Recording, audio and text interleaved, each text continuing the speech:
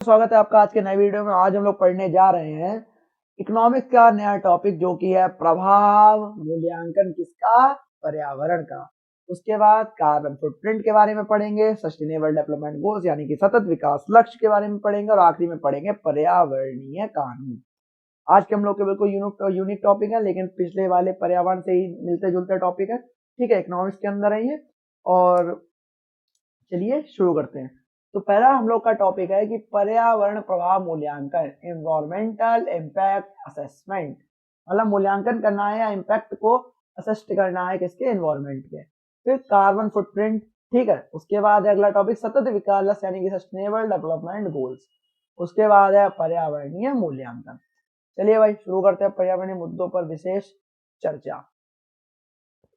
पर्यावरणीय मुद्दों पर एक विस्तृत जानकारी देंगे। तो जो आपने जो अभी आप पढ़ रहे हैं, पर्यावरण से जुड़े कुछ बहुत ही महत्वपूर्ण विषयों का उल्लेख किया है। अभी जो पर्यावरण से जुड़े बहुत ही ज्यादा महत्वपूर्ण जो विषय है, जो हम लोगों ने ऊपर 4 टॉपिक बोले हैं, वो बहुत ज्यादा विशेष एक महत्वपूर्ण विषय है जिनका हम लोगों ने उल्लेख किया है नीचे। जो कानून और अर्थशास्त्र दोनों से गहराई से जुड़े हैं, मतलब जो कानून लॉ से भी जुड़े हैं और इकोनॉमिक्स से भी जुड़े होंगे। आइए इन विषयों पर विस्तार से समझते हैं। पहला है हम लोग का टॉपिक पर्यावरण प्रभाव मूल्यांकन यानी कि environmental impact assessment, EIA, environmental impact assessment. जो EIA है एक ऐसी प्रक्रिया है जिसमें किसी प्रोजेक्ट या विकास कार्य के पर्यावरण पर होने वाले संभावित प्रभावों का आकलन किया जाता है। जो EIA है यानी कि प्रभाव मूल्यांकन किसका, पर्यावरण का, एक ऐसी प्रक्रिया है, ऐसी प्रोसेस है जिसमें किसी प्रोजेक्ट यानी कि कोई प्रोजेक्ट या कोई एक विकास कार्य, ठीक है, कि पर्यावरण पर होने वाले संभावित प्रभावों का आकलन किया जाता है। जैसे कि अगर आप EIA एक ऐसा असेसमेंट बना रखा है, एक ऐसी प्रक्रिया प्रोसेस बना रखी है, जैसे कि कोई डेवलपमेंट हो रहा है हमारे शहर में, कुछ कंपनीज लग रही हैं, कुछ वाला प्रोजेक्ट लग रहा है या कुछ भी लग रहा है, तो उससे उस पर्टिकुलर प्रोजेक्ट या कंपनी से हमारे पर्यावरण पे जो प्रभाव पड़ेगा उसका पूरा लेखा जोखा या उसका आकलन करना ही क्या कहलाता है, पर्यावरण प्रभाव मूल्यांकन, एनवायरमेंटल इम्पैक्ट असेसमेंट। ठीक है, इसका उद्देश्य क्या होता है, यह सुनिश्चित करना होता है कि विकास कार्य पर्यावरण को न्यूनतम नुकसान पहुंचाए।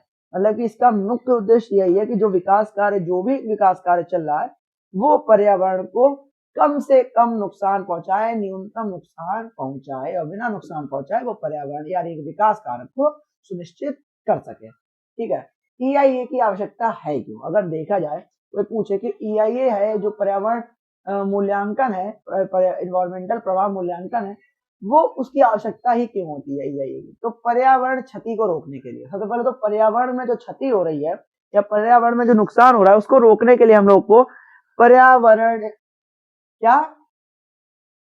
प्रभाव मूल्यांकन की आवश्यकता होती है। क्यों? पर्यावरणीय क्षति को रोकने के लिए, जो नुकसान हो रहा है उसको रोकने के लिए इन्वायरमेंट का, उसकी असली आवश्यकता होती है। ठीक, और उसके बाद देखा जाए कि सार्वजनिक भागीदारी को बढ़ावा देने के लिए, जो सार्वजनिक भागीदारी है उसको बढ़ावा देने के लिए EIA की आवश्यकता होती है। तीसरा, बेहतर निर्णय लेने के लिए, बेहतर निर्णय कैसे लेंगे, अगर उद्देश्य इसका मेन यही था कि न्यूनतम कम से कम नुकसान पर्यावरण को, चाहे विकास भी हो सके, इसीलिए बेहतर निर्णय लेने के लिए भी EIA की आवश्यकता होती है। ठीक, अब EIA की जो प्रक्रिया पूछी जाए, यानी कि जो EI और A की जो प्रोसेस है, अगर प्रोसेस पूछी जाए, प्रोसेस वो पूछी जाए तो वो क्या रहेगी?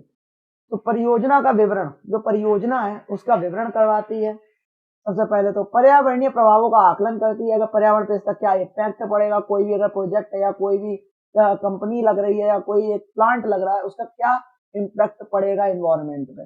विकल्पों का मूल्यांकन करती है, क्या विकल्प है, अच्छे से अच्छा विकल्प चुनने का ये इसमें यूज करती है ये। ठीक है, जो मिटिगेटिंग मेजर्स हैं उनको मतलब मापती है, सार्वजनिक परामर्श को करवाती है और रिपोर्ट तैयार करती है, आखिरी में निर्णय लेती है। मतलब ये कुछ एक पूरी प्रोसेस चलाती है, उसी के आधार पर निर्णय लेती है कि किसी प्रोजेक्ट को आगे बढ़ाना, किसी प्रोजेक्ट को काम करवाना है, क्या करना है क्या नहीं करना, वो EIA के अंतर्गत ही कार्यरत रहता है। ठीक, कोई बड़ी बात नहीं थी। अब अगला जो टॉपिक है ये खत्म हो गया। दूसरा टॉपिक हम लोग का कार्बन फुटप्रिंट। क्या है? Carbon footprint. चलो भाई पढ़ते हैं कार्बन फुटप्रिंट के बारे में।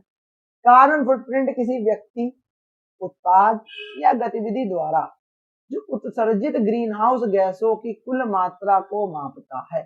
अगर कोई पूछे कि कार्बन फुटप्रिंट क्या करता है या क्या चीज है, तो कार्बन फुटप्रिंट ये है कि कोई किसी व्यक्ति, अगर कोई व्यक्ति है, कोई उत्पाद हो गया, ठीक है, या कोई गतिविधि के द्वारा जो उत्सर्जित या जो बहने और निकलने वाली जो ग्रीन हाउस गैसें होती हैं, जो मीथेन ईथेन टाइप क्या होती हैं, उसकी कुल मात्रा को मापता है। उसकी जो टोटल कैपेसिटी है, ठीक है, उसको क्या करता है? मापता है। इसे आमतौर पर कार्बन डाइऑक्साइड के तुल्य मात्रा में मापा जाता है। और इसे मतलब आमतौर पर मतलब नॉर्मल तरीके से क्या करा जाता है? कार्बन डाइऑक्साइड की जो तुल्य मात्रा होती है उसी में क्या करा जाता है? इसे मापा जाता है। अब ये भी बताओ भाई, कार्बन फुटप्रिंट भैया क्यों महत्वपूर्ण है? कार्बन फुटप्रिंट है वो महत्वपूर्ण क्यों है, वो क्यों जरूरी है?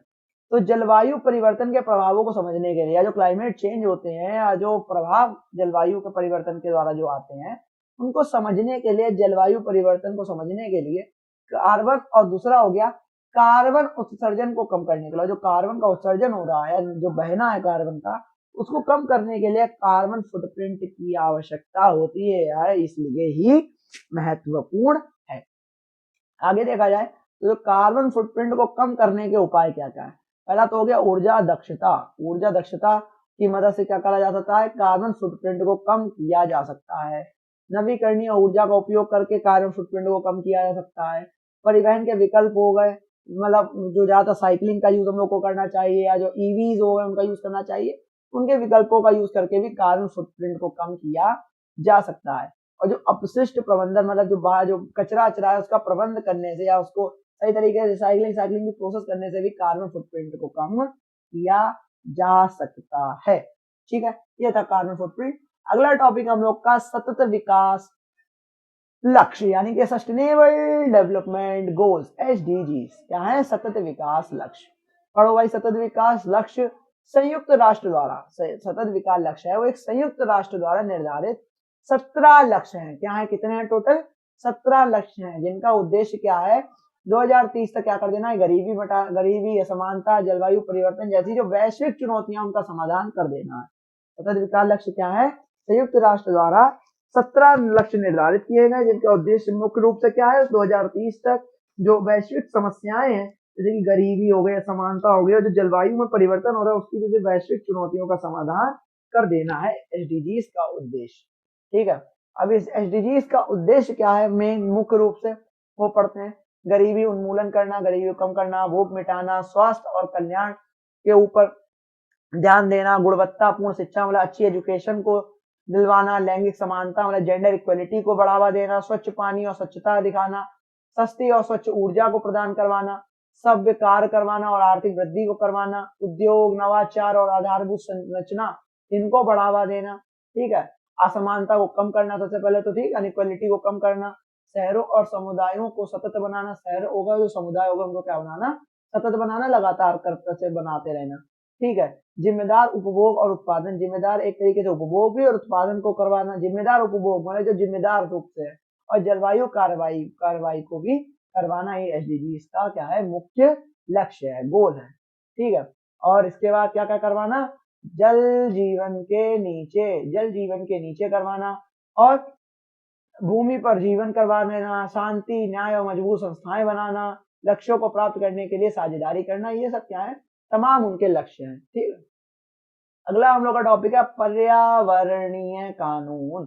जो इन्वायरमेंटल लॉ है उनके बारे में क्या हम लोग की राय? तो जो पर्यावरणीय कानून उन कानूनों का समूह है, जो पर्यावरणीय कानून है वो उन कानूनों का समूह है जो पर्यावरण की रक्षा और सुधार के लिए बनाए गए हैं, जो पर्यावरण की रक्षा और सुधार के लिए मुख्य रूप से बनाए गए हैं।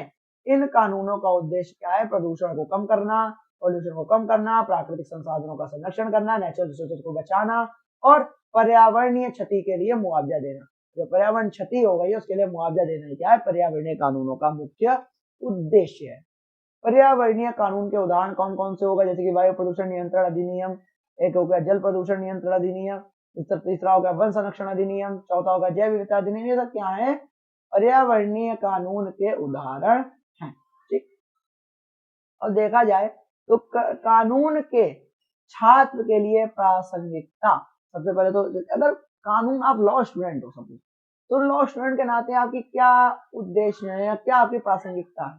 तो एक कानून के छात्र के रूप में आप इन विषयों को इन तरीकों से समझ सकते हैं, जैसे कि कानूनों का विश्लेषण, न्यायिक निर्णयों का अध्ययन करके, पर्यावरणीय मुद्दों का शोध करके, एनजीओ के साथ काम करके और जागरूकता फैलाएं। मुख्य रूप से सबसे पहले तो आपको जागरूक ही करना, जगह जागो ग्राहक जागो, देखो आता था पहले स्लोगन भी, तो हर चीज को जागो भैया, जगाओ सबको आसपास अपने। आपका लॉ स्टूडेंट होने का यही आपका क्या है, उद्देश्य है। विभिन्न पर्यावरणीय कानूनों का गहन अध्ययन करें और उनके प्रावधानों को समझें। जैसे जो विभिन्न पर्यावरणीय अलग अलग जो पर्यावरण के कानून है उनका सबसे पहले गहन तरीके से अध्ययन करें, उनको समझें और क्या करें, उनके प्रावधानों को अच्छी तरीके समझ के ही आगे इम्प्लीमेंट करें, उनमें सुधार की भी अगर जरूरत हो तो वो अमेंडमेंट भी करवाएं। ठीक है, न्यायिक निर्णयों का अध्ययन करके कि पर्यावरण से संबंधित जो न्यायिक निर्णय हो गए उनका अध्ययन करके ही क्या होगा, पर्यावरण न्यायिक निर्णयों का अध्ययन करके ही क्या होगा, कानून के छात्र में आपकी प्रासंगिकता दिख सकेगी। पर्यावरणीय मुद्दों पर शोध करवाते हैं, पर्यावरणीय मुद्दों पर शोध करें और नए कानूनों और नीतियों का सुझाव देते हैं। मतलब जो पर्यावरणीय मुद्दे हो गए उन पर सबसे पहले शोध करवाते रहे, नए कानून बन रहे हैं या नीतियां बनी उन पर अपने सुझाव देते रहे कि ये आप इसमें इम्प्लीमेंट कर सकते हो, ये आप कर सकते हो, ये आप यूज कर सकते हो। तो अपने सुझावों को पीओवीज को बताते रहना चाहिए, एक आपकी प्रासंगिकता दिखाती है कानून के छात्र की। एनजीओ के साथ काम करें, सबसे पहले तो पर्यावरणीय संरक्षण से जुड़े जो एनजीओ के साथ काम करें, सबसे जो पर्यावरण संरक्षण से जुड़े एनजीओ उनके साथ काम करें, इससे आप और अधिक जान सकेंगे। लोगों को पर्यावरणीय मुद्दों के बारे में जागरूक करते रहे, बताते रहे, उन्हें लगा था कि पर्यावरण हमारे लिए बहुत ही ज्यादा महत्वपूर्ण है, हमारे आने वाली जनरेशन के लिए भी बहुत ज्यादा महत्वपूर्ण है, इसको हमें बचा के रखना चाहिए और इसके प्रति हमें जागरूक होना चाहिए। निष्कर्ष बताता है कि पर्यावरणीय मुद्दे आज भी समय में सबसे महत्वपूर्ण मुद्दों में से एक है। मतलब आज के समय में भी सबसे महत्वपूर्ण मुद्दों में से एक है कौन, पर्यावरणीय मुद्दे। एक कानून के छात्र के रूप में आप इन मुद्दों को समझने और उनके समाधान में योगदान देने के लिए एक महत्वपूर्ण भूमिका निभा सकते हैं। लेकिन अगर लॉ से जुड़े हुए हम लोग हैं तो लॉ ही तो हर चीज को बदलता है, तो आप एक बहुत महत्वपूर्ण भूमिका निभा सकते हैं इन मुद्दों को समझ के और उनका समाधान देके। ठीक है, ये आज का टॉपिक था जो कि खत्म हो गया और बहुत ज्यादा हैवी टॉपिक नहीं था, नॉर्मल टॉपिक था कि सबसे पहले तुम लोग को बताना था कि पर्यावरणीय जो प्रभाव मूल्यांकन यानी कि इन्वायरमेंटल इम्पैक्ट असेसमेंट है, EIA के बारे में हम लोग को बताना था, वो हम लोगों ने बता दिया। कार्बन फुटप्रिंट के बारे में बताना था, वो बता दिया। सतत विकास था, उसके बारे में बताना था, वो भी हम लोगों ने बता दिया। और पर्यावरणीय कानून क्या है उनके बारे में बता दिया, एक कानून छात्र की प्रासंगिकता के साथ। ठीक है, कोई ज्यादा टिपिकल टॉपिक नहीं था, बहुत ज्यादा नॉर्मल टॉपिक था। आप एक दो बार आपको नहीं समझ आया तो आप एक दो बार रिपीट करके इस वीडियो को देखोगे 1.5x पे, बहुत अच्छे से समझ में आ जाएगा, कोई दिक्कत नहीं होगी। और ऐसे ही इकोनॉमिक्स के टॉपिक्स आते रहेंगे, तब तक के लिए जय हिंद, जय भारत।